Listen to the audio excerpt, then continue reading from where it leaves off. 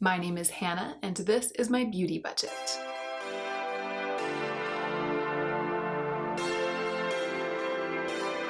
Hi, okay, so yay! I have finally gotten to the point where I'm ready to sit down and film this video, or what is actually turning out to be these two videos today. It turns out that tracking the destination of every dollar of my budget is a complicated and protracted task, as you will see as this video unfolds.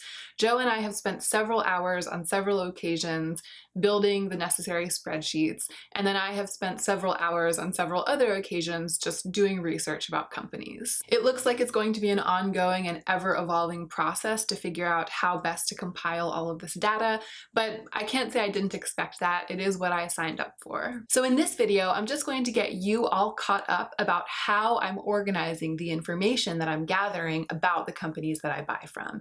And then I've actually decided to film a second video in which I will tell you all of the information that I've gathered so far about each of the companies that got my money in January. These were originally going to be one video, but I realized as I was planning that it was going to be super long, and I also think that it's a good idea to isolate the information in this video in one video so that it can continue to be a reference for people who start following my project later in the year. If you're watching this video on the day that it posts, just know that I'll be posting the second video super soon, and I will also make a playlist that keeps all of these videos together in one place. If you're new to this project or to my channel, hi, welcome.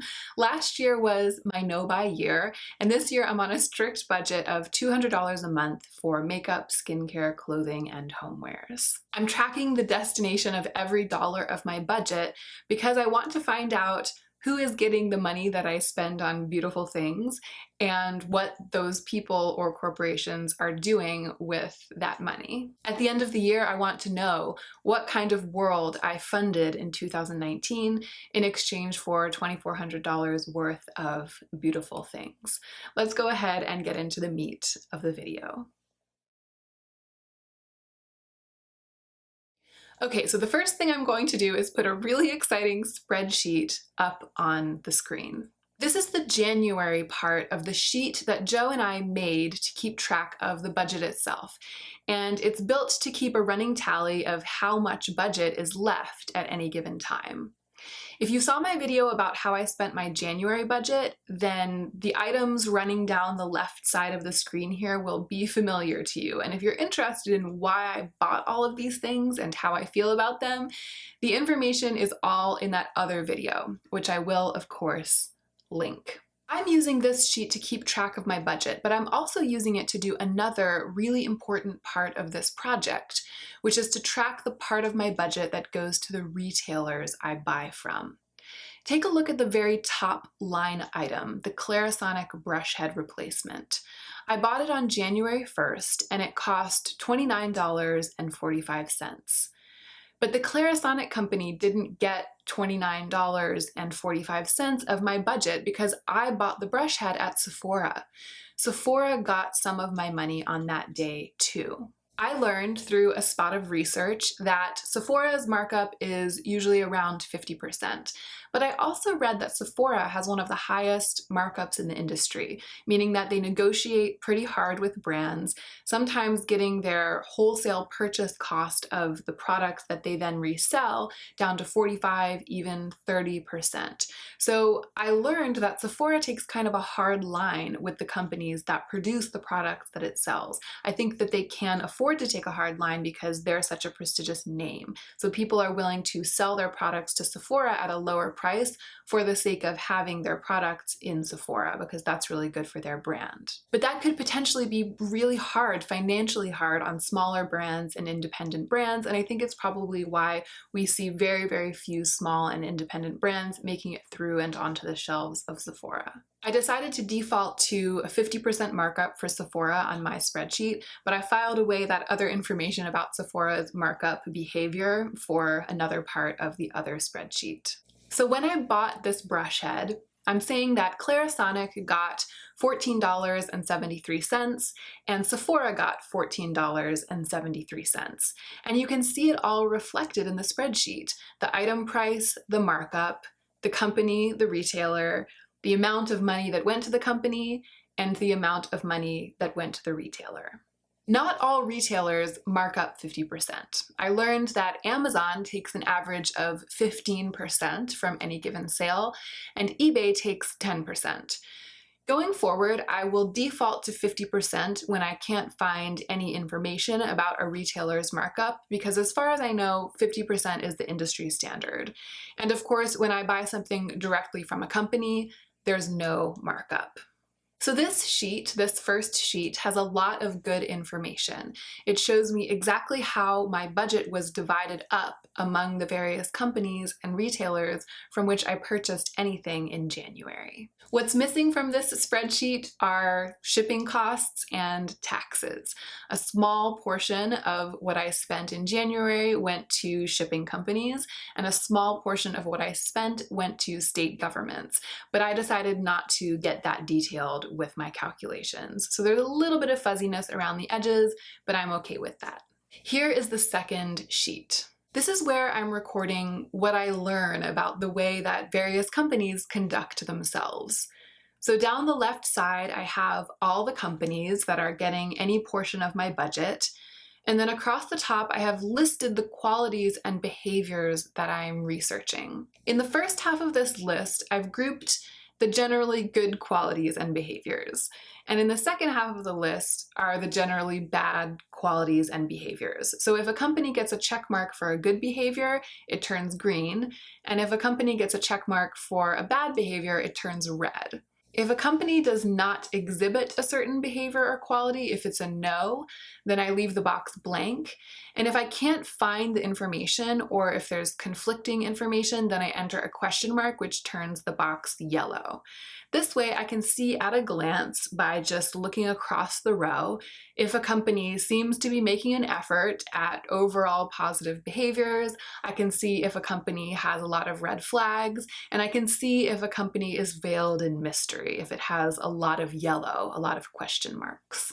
I also have a box on the right side for note-taking, and then I have a section where I'm entering in exactly how many of my dollars each company has gotten every month, and the total that each company has gotten for the year. Now, the part of this sheet that Joe and I haven't finished building yet is the part that pulls this information out and organizes it into statistics. Apparently, according to Joe, we will be able to write some calculations that spit out percentages and dollar amounts. So I will be able to look at that information, and the spreadsheet will be telling me what percentage of my budget for January went to independently owned companies, for example, or how many of my dollars are now in the hands of companies that manufacture their goods in sweatshops. We just haven't had the time yet to sit down and bang that out, and I think it's going to be a tough one because it seems like they will be some fairly complicated codes. I just wanted to let you guys know that more is yet to come. This spreadsheet will continue to evolve as the year progresses, and I will definitely keep you in the loop. Now, it's not totally perfect. There are a couple of ways in which I'm allowing it to be messy, partly because I'm not a statistician, like this isn't really my main gig, and also just because I don't have access to all of the information. I'm just one person, etc. But I did want to point out a couple of points of fuzziness to you, just so we can all be pretty much on the same page. One type of messiness that I've come across is the fact that the various questions I'm asking about these companies, the columns that run across horizontally, don't apply to all companies. So for example, I have a column here asking, is it fast fashion? Because I want to be able to know at the end of the year how much money I spent on fast fashion. That's a statistic that I want the spreadsheet to spit out. But when I was entering information about CVS into the sheet, I left that blank for CVS because no, CVS isn't a fast fashion company. But really, it's blank because the question doesn't apply to CVS because CVS isn't that kind of retailer. This is just to say that the number of red blocks don't correlate perfectly with how bad a company is, because not all questions apply to all companies. There's also an imperfection of relativity in these questions. Some of these qualities can be considered less bad or more bad than others, less good or more good than others. It depends on the situation, and it's also a matter of individual assessment and of personal ethics. Some people will happily buy sweatshop manufactured clothing as long as it's vegan, and some people will happily buy leather as long as it's from an independently owned company.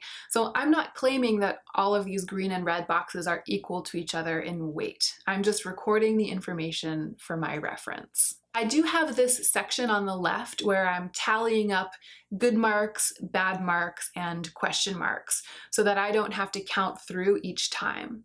But again, the way that these scores compare across companies doesn't tell the whole tale. It's much more complicated than these numbers. But I am curious to know when a company has more greens than reds or vice versa. And I'd like to be able to tell at a glance, which is why I made these numerical tallying columns. I should also note that these columns can expand in number, and I expect them to expand in number. It's really easy to add one in. This isn't an exhaustive list of the ways that companies can be ethical and unethical, and if I come across any more things that I want to pay attention to over the course of the year, I will just add another column. And that's it. That is the system that I have devised to track where my money goes. It is imperfect, it is unfinished, but it is already very interesting and revealing. Like I said before, this video will be followed very, very shortly by another video in which I go through all of my January expenditures and tell you what I have discovered about all of the companies that got a slice of my budget in January, so stay tuned for that. That video will be a lot less numbers and spreadsheets oriented. I think in a way it will be beefier and less abstract than this one, but I had to make this one just to lay the groundwork for those of you who are interested in closely following my project and maybe interested in doing something like this yourselves. Thank you so much for watching. I hope you enjoyed this video, and I hope that you are remembering to take extra good care of yourself right now so that you can be the most effective version of yourself as you do your work in the world.